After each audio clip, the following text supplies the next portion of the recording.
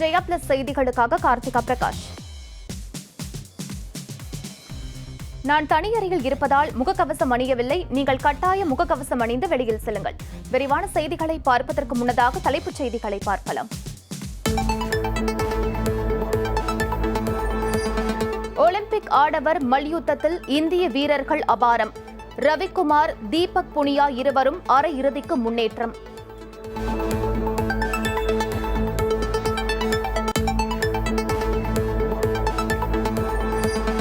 Olympic மகளிர் hockey இறுதி ஆட்டத்திற்கு இந்தியா முன்னேறுமா? அரையிறுதி ஆட்டத்தில் அர்ஜென்டினாவுடன் இன்று மோதல்.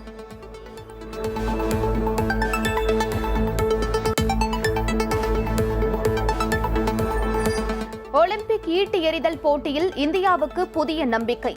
ஆடவர் பிரிவில் நீரஜ் சோப்ரா இறுதி சுற்றுக்கு தகுதி.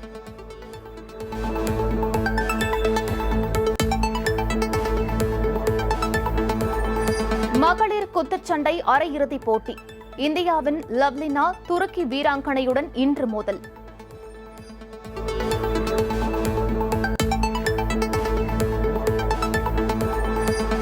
ஸ்ரீவில்லிபுத்தூர் அருகே தீப்பெட்டி கிடங்கில் பயங்கர தீ விபத்து. பல லட்சம் ரூபாய் மதிப்பிலான பொருட்கள் சேதம்.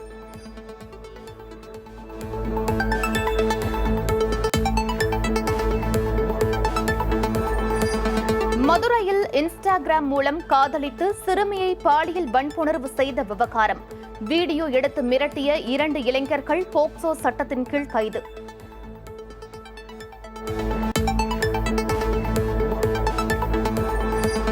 பாலியல் புகாரில் சிக்கிய நியூயார்க் கவர்னர். பதவி விலக அமெரிக்க அதிபர் ஜோ பைடன் உத்தரவு.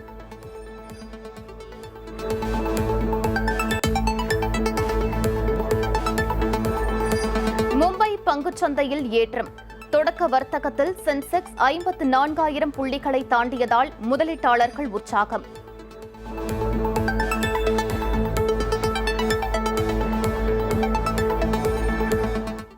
விரிவான செய்திகளை பார்க்கலாம். ஒலிம்பிக் ஆடவர் மல்யுத்த போட்டியின் 57 கிலோ எடைப்பிரிவில் இந்திய வீரர் ரவிக்குமார் தாஹியா பல்கேரி வீரரை தோற்கடித்து அரையிறுதிக்கு முன்னேறியுள்ளார். டோக்கியோ ஒலிம்பிக்கில் ஆடவருக்கான ஃப்ரீ ஸ்டைல் 57 கிலோ எடைப்பிரிவில் நடைபெற்ற மல்யுத்த போட்டியில் இந்தியா சார்பில் ரவிக்குமார் தாஹியா பங்கேற்றார். இன்று நடைபெற்ற காலிறுதிக்கு முந்தைய சுற்றில் கொலம்பிய வீரர் டைக்ரிராஸ் அர்பானோவை 13-2 என்ற புள்ளிக்கணக்கில் எளிதில் தோற்கடித்து காலிறுதிக்கு முன்னேறினார். இதனைத் தொடர்ந்து நடைபெற்ற காலிறுதிப் போட்டியில் பல்கேரிய வீரர் வாங்கிலோவை ரவிக்குமார் தாஹியா எதிர்கொண்டார். விறுவிறுப்பாக நடைபெற்ற இந்த போட்டியில் தொடக்கம் முதலே அபாரமாக விளையாடிய ரவிக்குமார் பல்கேரிய வீரரை திணறடித்தார். இறுதியில் 14-4 என்ற புள்ளிக்கணக்கில் ரவிக்குமார் வெற்றி பெற்று அரையிறுதிக்கு முன்னேறினார். இன்று நடைபெறும் அரையிறுதியில் கஜகஸ்தான் வீரர் நுரிஸ்லாம் சனேவை அவர் சந்திக்கிறார்.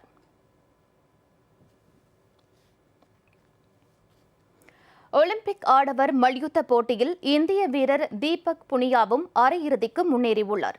டோக்கியோ ஒலிம்பிக் ஆடவர் 85 கிலோ எடைப்பிரிவில் இன்று காலை நடைபெற்ற காலிறுதிப் போட்டியில் இந்திய வீரர் தீபக் புனியா சீன வீரர் லின் சுஷனை எதிர்கொண்டார். விறுவிறுப்பாக நடைபெற்ற இந்த போட்டியில் தீபக் புனியா அபாரமாக விளையாடி சீன வீரரை திணறடித்தார்.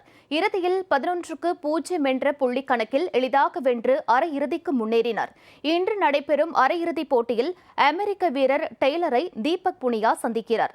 மல்யுத்த போட்டியில் ஒரே நாளில் 2 இந்திய வீரர்கள் அரையிறுதிக்கு முன்னேறியதால் இந்திய ரசிகர்கள் மகிழ்ச்சி அடைந்துள்ளனர். பார்வையாளர்கள், ரசிகர்கள் இல்லாமல் டோக்கியோ ஒலிம்பிக் போட்டியில் பங்கேற்றது தமக்கு வித்தியாசமான அனுபவமாக இருந்தது என பேட்மிண்டன் போட்டியில் பதக்கம் வென்ற PV சிந்து தெரிவித்துள்ளார்.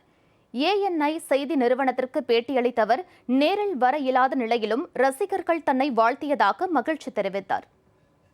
I mean, it was a bit different where I've missed the spectators and people out there, but I'm sure a lot of people supported me virtually and showed me their love and blessings, and overall it was very different comparatively the whole experience. இந்திய பங்குச்சந்தையில் இன்று காலை வர்த்தகம் உயர்வுடன் தொடங்கியதால் முதலீட்டாளர்கள் மகிழ்ச்சி அடைந்தனர். மும்பை பங்குச்சந்தை இன்று காலை வர்த்தகம் தொடங்கிய போது மும்பை பங்குச்சந்தை குறியீட்டு எண் சென்செக்ஸ் 429 புள்ளிகள் அதிகரித்து 54,246 புள்ளிகளாக உயர்ந்தது. இதேபோல் வரலாற்றிலேயே முதன்முறையாக தேசிய பங்குச்சந்தை நிப்டி முதல் முறையாக 16,000 புள்ளிகளை கடந்த நிலையில் 115 புள்ளிகள் அதிகரித்து 16,246 புள்ளிகளாகவும் உயர்ந்தது. அந்நிய செலாவணி சந்தையில் அமெரிக்க டாலருக்கு நிகரான இந்திய ரூபாயின் மதிப்பு 74 ரூபாய் 17 காசாக இருந்தது. நியூயார்க் மாகாண கவர்னர் ஆண்ட்ரூ அரசு ஊழியர்கள் உட்பட பல பெண்களுக்கு பாலியல் துன்புறுத்தல் அளித்திருப்பது விசாரணையில் தெரிய வந்துள்ள நிலையில் அவரை பதவி விலக்கும்படி அமெரிக்க அதிபர் ஜோ பைடன் அறிவுறுத்தியுள்ளார். அமெரிக்காவின் நியூயார்க் கவர்னர் ஆண்ட்ரூ குமோ பாலியல் ரீதியில் தங்களை துன்புறுத்தியதாக பல பெண்கள் கடந்த ஆண்டு டிசம்பர் மாதம் முதல் புகார்களை தெரிவித்தனர். இந்த புகார்கள் தொடர்பாக கவர்னர் அலுவலகத்தில் தற்போது பணியாற்றும் பெண் ஊழியர்கள் மற்றும் முன்னாள் ஊழியர்கள் உட்பட 179 பேரிடம் அதிகாரிகள் முதற்கட்ட விசாரணை நடத்தினர். இந்த பாலியல் புகார்கள் குறித்து வழக்கறிஞர்கள் மூலமாக சுதந்திரமான விசாரணை நடத்த நியூயார்க் மாகாண அரசு தலைமை வழக்கறிஞர் லெட்டிட்டியா ஜேம்ஸ் பரிந்துரை செய்தார். அதன் அடிப்படையில் வழக்கறிஞர் குழுவை லெட்டிட்டியா ஜேம்ஸ் நியமித்தார். இந்த குழு தனது விசாரணை அறிக்கையை நேற்று வெளியிட்டது. அதில் நியூயார்க் கவர்னர் பல பெண்களுக்கு பாலியல் ரீதியில் துன்புறுத்தல் அளித்தது உறுதி செய்யப்பட்டது. விசாரணை குழு கடந்த 5 மாதங்களாக மேற்கொண்ட விசாரணையில் கவர்னர் அலுவலக முன்னாள் மற்றும் தற்போதைய பெண் ஊழியர்களை விரும்பத்தகாத வகையில் தொடுதல், தகாத கருத்துக்களை தெரிவித்தல் உள்ளிட்ட வகையில் ஆண்ட்ரூ துன்புறுத்தல் அளித்திருப்பது உறுதி செய்யப்பட்டது. இதன் மூலம் ஆண்ட்ரூ கூட்டாட்சி சட்ட விதிகளையும் கவர்னர் அலுவலக நடைமுறைகளையும் மீறியிருப்பது விசாரணையில் தெரிய வந்துள்ளது. இந்த விசாரணையின் போது 74,000க்கும் அதிகமான ஆவணங்கள், மின் அஞ்சல்கள், வாசகங்கள் மற்றும் புகைப்படங்கள் ஆகிய ஆதாரங்கள் ஆய்வு செய்யப்பட்டுள்ளதாக நியூயார்க் மாகாண அரசு தலைமை வழக்கறிஞர் லெட்டிட்டியா ஜேம்ஸ் தெரிவித்துள்ளார். இந்நிலையில் தான் எந்த பெண்ணிடமும் இதுவரை தவறாக நடந்து கொள்ளவில்லை என ஆண்ட்ரூ குமோ தெரிவித்துள்ளார். First, I want you to know directly from me that I never touched anyone inappropriately or made inappropriate sexual advances. I am 63 years old. I have lived my entire adult life in public view. That is just not who I am, and that's not who I have ever been. Governor Andrew Cuomo நீண்ட நாட்களுக்கு முன்பே பதவி விலகி இருக்க வேண்டும் என New York நகர மக்கள் கருத்து தெரிவித்துள்ளனர். You don't need creeps running the government. What we're paying that for? We're taxpayers. So we need to have somebody that we can trust. Not somebody that can just go and because I'm almighty, I'm going to go and touch women and stuff like that. No, that's not good. New York மாகாண governor சட்டத்தை மதிக்காமல் பல பெண்களுக்கு பாலியல் துன்புறுத்தல் அளித்திருப்பதாக விசாரணை குழு அறிக்கை சமர்ப்பித்திருக்கும் இந்த தினம் நியூயார்க் நகருக்கு மிக மோசமான நாளாகும் என அரசு தலைமை வழக்கறிஞர் லெட்டிட்டியா ஜேம்ஸ் வேதனை தெரிவித்துள்ளார்.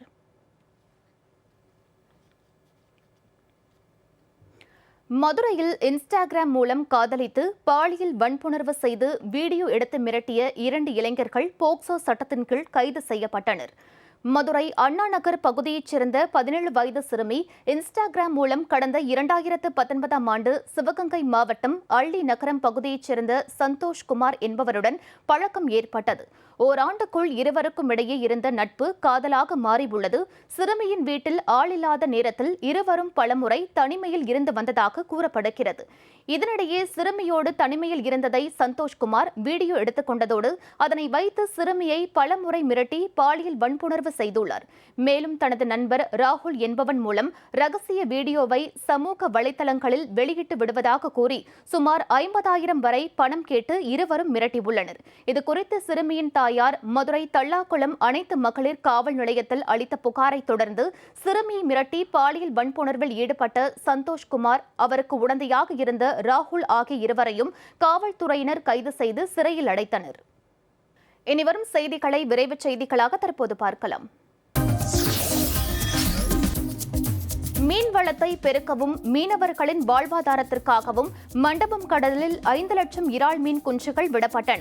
மன்னார் வளைகுடா மற்றும் பாக் ஜலசந்தி கடற்பகுதிகளில் மீன்வளம் குறைந்து வருவதால் இறால் மீன் குஞ்சுகளை உற்பத்தி செய்து கடலில் விட்டு இறால் வளத்தை பெருக்கும் முயற்சியில் மத்திய கடல் மீன் ஆராய்ச்சி நிறுவனம் ஈடுபட்டு வருகிறது. அதன்படி ராமேஸ்வரம் அருகே மண்டபம் முனைக்காடு கடற்பகுதியில் இறால் குஞ்சுகள் விடும் நிகழ்ச்சி இன்று நடைபெற்றது. அப்போது 5 லட்சம் இறால் மீன் குஞ்சுகள் கடலில் விடப்பட்டன. கடந்த 2017ஆம் ஆண்டில் இருந்து இதுவரை 1,37,45,000 இறால் குஞ்சுகள் கடலில் விடப்பட்டுள்ளன.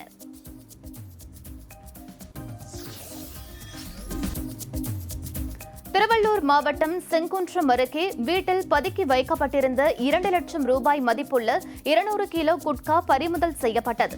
செங்குன்றம் அடுத்த காந்தி நகரில் வீடு ஒன்றில் தடை செய்யப்பட்ட குட்கா உள்ளிட்ட புகையிலை போதைப் பொருட்கள் பதுக்கி வைக்கப்பட்டுள்ளதாக தகவல் கிடைத்தது. இதன் பேரில் அங்கு சோதனை செய்த போலீசார் 2 லட்சம் ரூபாய் மதிப்புள்ள குட்கா பொருட்களை பறிமுதல் செய்தனர். குட்காவை கடத்தி வந்து வீட்டில் வைத்திருந்த இளங்கோ என்பவரை கைது செய்து போலீசார் விசாரணை மேற்கொண்டு வருகின்றனர்.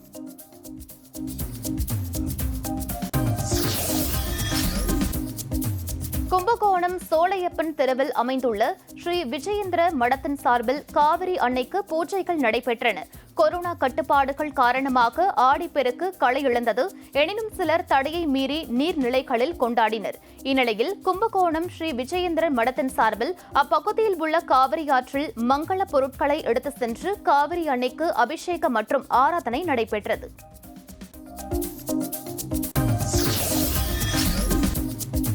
மதுரை மாவட்டம் மேலூர் பகுதியில் ஆடிப்பெருக்கு விழாவான நேற்று மழை பெய்ததால் விவசாயிகள் மகிழ்ச்சி அடைந்துள்ளனர். மேலூர் பகுதியை சுற்றியுள்ள கோட்டநத்தம்பட்டி, உரங்கான்பட்டி, கருங்காலக்குடி, வெள்ளலூர், கீழவளவு, தனியாமங்கலம் ஆகிய பகுதிகளில் திடீரென மழை பெய்தது. இந்த மழை விவசாய பணிகளுக்கு உத்வேகத்தை ஏற்படுத்தியுள்ளது.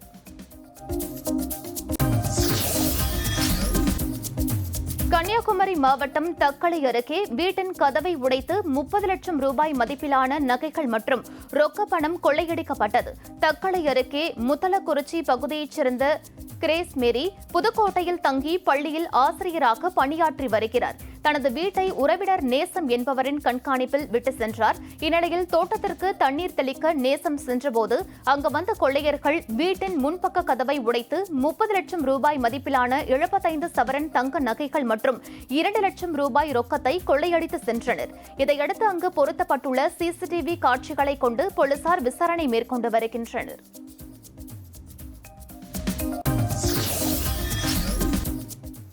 விருதுநகர் மாவட்டம் ஸ்ரீவில்லிபுத்தூர் அருகே தீப்பெட்டி கிடங்கில் ஏற்பட்ட பயங்கர தீ விபத்தில் பல லட்சம் ரூபாய் மதிப்பிலான பொருட்கள் எரிந்து சேதமடைந்தன.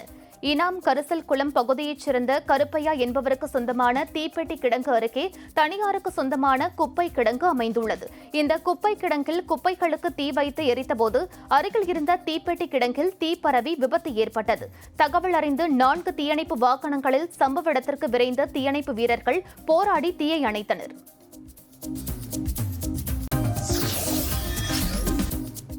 தூத்துக்குடி மாவட்டம் கோவில்பட்டியில் 12 பஞ்சாயத்துகளை கோவில்பட்டி ஊராட்சி ஒன்றியத்துடன் இணைக்க வலியுறுத்தி கிராம மக்கள் சாலை மறியலில் ஈடுபட்டனர்.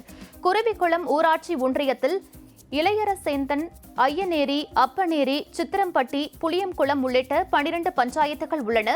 அவற்றை கோவில்பட்டி ஊராட்சியுடன் இணைக்க கோரி அப்பகுதி மக்கள் பல ஆண்டுகளாக கோரிக்கை விடுத்து வருகின்றனர். 12 பஞ்சாயத்துகளையும் கோவில்பட்டி ஊராட்சி ஒன்றியத்துடன் இணைக்க கோரி இளையரசேந்தன் நெடுஞ்சாலை சந்திப்பில் கிராம மக்கள் நேற்று மறியலில் ஈடுபட்டனர். இதில் 150க்கும் மேற்பட்டோர் கலந்து கொண்ட நிலையில் அனைவரையும் போலீசார் கைது செய்தனர்.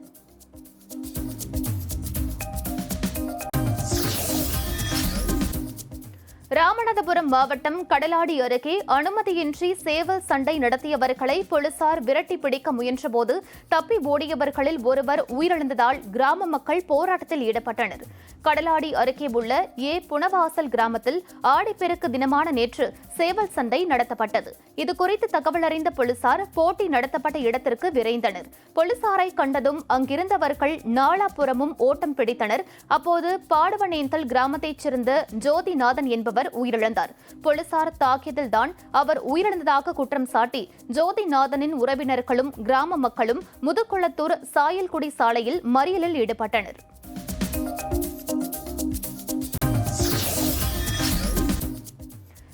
ஹிமாச்சல பிரதேச மாநிலத்தில் தொடர் கனமழையால் ஏற்பட்ட நிலச்சரிவை தொடர்ந்து தேசிய நெடுஞ்சாலையில் சில பகுதிகள் மூடப்பட்டுள்ளன. ஹிமாச்சல பிரதேசத்தில் தொடரும் கனமழையால் பல இடங்களில் நிலச்சரிவுகள் ஏற்படுகின்றன.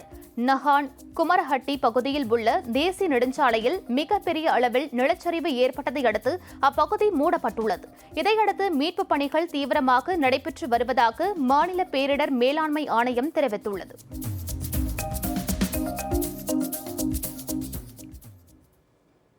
நெல்லையில் வர்த்தகர்கள் மீது காவல்துறை பொய் வழக்கு பதிவு செய்வதாக புகார் தெரிவித்து கடையடைப்பு போராட்டம் நடைபெற்று வருகிறது. இதுகுறித்த கூடுதல் விவரங்களை தருகிறார் எமது செய்தியாளர் செல்வராஜ். அவரிடம் கேட்டு பெறலாம். வணக்கம் செல்வராஜ். வணிகர்கள் கடைகளை அடைத்து போராட்டத்தில் ஈடுபட என்ன காரணம்?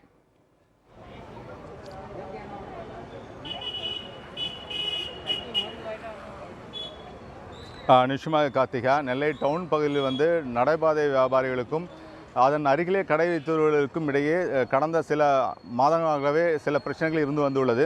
இது தொடர்பாக நெல்லை காவல் நிலையத்தில் அந்த நடைபாதை வியாபாரிகள் கொடுத்த புகாரின் பேர் ஒரு கடை, ஒரு ஜவுளி பிரபல ஜவுளி கடை உரிமையாளர்கள் மற்றும் அவங்களுடைய கடை ஊழியர்கள் மீது போலீசார் பொய் வழக்கு பதிவு செய்துள்ளதாக கூறப்படுகிறது.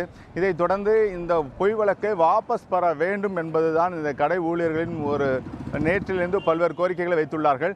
இந்நிலையில் அந்த கோரிக்கைகளை நிறைவேற்றவில்லை என்றால் இன்று காலையில் 9 மணி முதல் 10:30 வரை நெல்லை டவுனில் உள்ள வடக்கு ரதவதி, கீழ ரதவதி ஆகிய பகுதியில் சுமார் 300க்கும் மேற்பட்ட கடைகளை அடைத்து தங்கள் போராட்டத்தில் ஈடுபடுவதாக நேற்றே அவர்கள் அறிவித்திருந்தார்கள். அதன்படி இன்று காலையில் அந்த நெல்லையில் உள்ள வடக்கு ரதவதி மற்றும் கீழ ரதவதி பகுதி முழுவதுமே இன்னைக்கு கடைகள் அடைக்கப்பட்டுள்ளன. ஊழியர்கள் யாரும் கடைக்குள் செல்லாமல் தங்கள் போராட்டத்தில் ஈடுபட்டு கொண்டு வருவதுதான் நம்ம நேரடியாகவே பார்த்து கொண்டு இருக்கிறோம். இது மட்டும் இல்லாமல் தமிழக அரசுக்கு இது எங்களுடைய கவனத்தை தமிழக அரசுக்கு கொண்டு செல்வதே எங்களோட நோக்கமாக உள்ளதாக தெரிவித்து கொண்டு வருகிறார்கள்.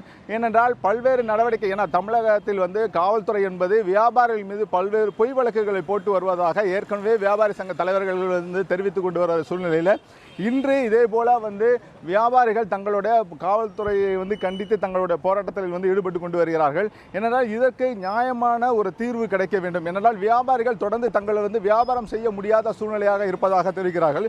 இது குறித்து வடக்கு ரதவீதியில் உள்ள அனைத்து வியாபாரி சங்க தலைவர் நம்மளோட சங்கரநாராயணன் நம்மிடம் இருக்கிறார். அவர்கிட்ட பேசுவோம். ஐயா வணக்கம், உங்களோட கோரிக்கை தான் என்னையா? அதாவது ரொம்ப நாள் போராட்டமாக இது இருந்துட்டு இருக்கு. சுமார் ஒரு 5 வருஷ காலமாகவே பிளாட்ஃபார்ம் வியாபாரிகளுக்கும் நமக்கு ஒரு பிரச்சனைகள் இருந்து கொண்டே இருக்குது. நாளாக அது சீரியஸாக தான் ஆகிட்டு இருக்கே தவிர ஒரு தீர்வு வர்ற மாதிரி தெரியல. இது சம்மந்தமாக கவர்மெண்ட்டில் ஏகப்பட்ட மனு கொடுத்துட்டோம். கலெக்டர்கிட்ட கொடுத்தாச்சு, கலெக்டர் மீட்டிங்கில் கொடுத்தாச்சு, கமிஷனர்கிட்ட கொடுத்தாச்சு, கார்பரேஷன் கமிஷனரை கொடுத்தாச்சு, எல்லாம் கொடுத்தாச்சு. எந்த சொல்யூஷனுமே கிடைக்கல. ஏன்னா நடப்பாக இருக்கிறதுனால கடைக்கு சங்கடப்படுது, போகிற ஆளுக்கு சங்கடப்படுது. எல்லோரும் வியாபாரம் பார்க்கணும், அவங்களும் பார்க்கணும், நம்ம கடைக்காரங்களும் பார்க்கணும். முன்னாடி கம்மியாக இருந்த பிளாட்ஃபார்ம் கடைகள் இன்றைக்கி பெருகி 2 பக்கமும் மக்கள் நடக்கக்கூட முடியலை. அந்தளவுக்கு தான் சங்கடப்படுது. டிராஃபிக் நீங்களே பார்க்கலாம், கண்கூட பார்க்கலாம். ஒரு பைக்கு போக முடியல, நடந்து போக முடியல. ஒரு பக்கமாக சீர் பண்ணணும்னா லைசன்ஸ் வைக்கிறவங்களுக்கு மட்டும் கொடுக்கணும். எந்த இதுவும் இல்லை, எதுவுமே நடைமுறைப்படுத்தாமல் அதனால் நாளாக பிரச்சனைகள் தான் கூடிக்கிட்டே இருக்குது. அதனால் எங்களோட கோரிக்கை என்னென்னா, நியாயமான முறையில் அரசாங்கம் தலையிட்டு உடனடியாக தாமதமே பண்ணக்கூடாது. இந்த மேட்ரு சீரியஸ் ஆகிக்கிட்டே இருக்குது. உடனடியாக தலையிட்டு கவர்மெண்ட் தலையிட்டு பிரச்சனைகளை தீர்வு காணி அவங்களுக்கு நல்ல உரிய இடம் கொடுத்து, ஏன்னா அவங்களும் வாழணும், அவங்களுக்கும் வாழ்வாதாரம் இருக்குது. அவங்களும் உரிய இடம் கொடுத்து அவங்களையும் ஒதுக்கி விட்டு இன்னைக்கு உங்களோட போராட்டம் என்பது இந்த வியாபாரிகள் மீது போடப்பட்ட வழக்கை வாபஸ் பெறணுங்க. இது தமிழக அரசு என்ன செய்யணும்னு நினைக்கிங்க நீங்க? இல்லை, அவங்க ஒரு பொய் வழக்கு பிசிஆர் வழக்கு போட்டிருக்காங்க, அதை ரத்து செய்யணும்னு கோரி போட்டிருக்கோம். இல்லை, இப்போ இது தொடர்பாக தமிழக அரசுக்கு எதுவும் கோரிக்கை எதுவும் வைத்திருக்கிறீர்களா? இல்லைன்னா அடுத்த கட்டமான உங்களோட நடவடிக்கை எப்படி இருக்கும்? அடுத்தால மாநகர வணிகர் சங்க துணையோடு அடுத்த கட்ட இதில் முடிவெடுப்போம். இப்போ உங்கள் மீது இந்த பொய் வழக்கு போடப்பட்ட நெல்லை டவுன் காவல் நிலையத்தில் போடப்பட்ட பொய் வழக்குகளை முதலில் வாபஸ் பெற வேண்டும். அதான் அதுக்கு பிறகு தான் நீங்கள் அடுத்த கட்ட பேச்சுவார்த்தைக்கு எதுவும் போகிற மாதிரி எதுவும் ஐடியா இருக்கா? அது மாதிரி இப்போ நிரந்தர தீர்வு காணும், பிளாட்ஃபார்ம் பிரச்சனைக்கு நிரந்தர தீர்வு காணும். இதுதான் எங்களோட கோரிக்கை. நன்றி. கார்த்திகா, நீங்கள் நேரடியாகவே கேட்டுக்கலாம். நெல்லை டவுனில் உள்ள வியாபாரிகள் மீது போடப்பட்டுள்ள பொய் வழக்குகளை உடனடியாக வாபஸ் பெற வேண்டும். அதன் பிறகுதான் இது தொடர்பாக தீர்வுகள் நடைபெறும் எனவும் தெரிவிச்சிருக்காங்க. தொடர்ந்து தமிழகத்தில் வியாபாரிகள் மீது பொய் வழக்கு என்பது பதிவு செய்யப்பட்டு வருகிறது காவல்துறையினால். இதனை தடுக்கும் விதமாக தான் நெல்லை டவுன் பகுதியில் இன்று வியாபாரிகள் அனைவரும் தங்கள் கடையடைப்பு போராட்டத்தில் ஈடுபட்டு கொண்டிருக்காங்க. கார்த்திகா. செல்வராஜ், எந்த மாதிரியான பொய் வழக்குகள் வணிகர்கள் மீது பதிவு செஞ்சிருக்காங்க காவல்துறை?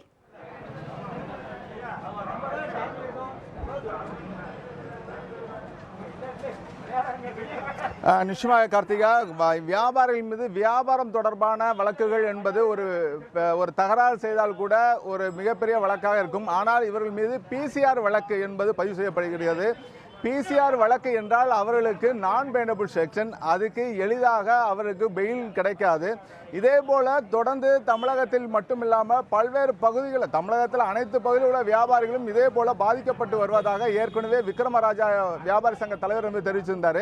இதே போலதான நிலைதான் பல்வேறு பகுதியில் இருக்கு. ஏன்னா வியாபாரம் செய்யும் தொடர்பாக வாக்குவாதத்தில் ஈடுபடலாம். அந்த வாக்குவாதத்திற்கு ஏற்ப காவல்துறையில் வழக்கு பதிவு செய்தால் கூட நாங்கள் அதனை எதிர்கொள்வதற்கு தயாராக இருக்கிறோம் என்று வியாபாரி சங்கங்கள் தெரிவிக்கின்றன.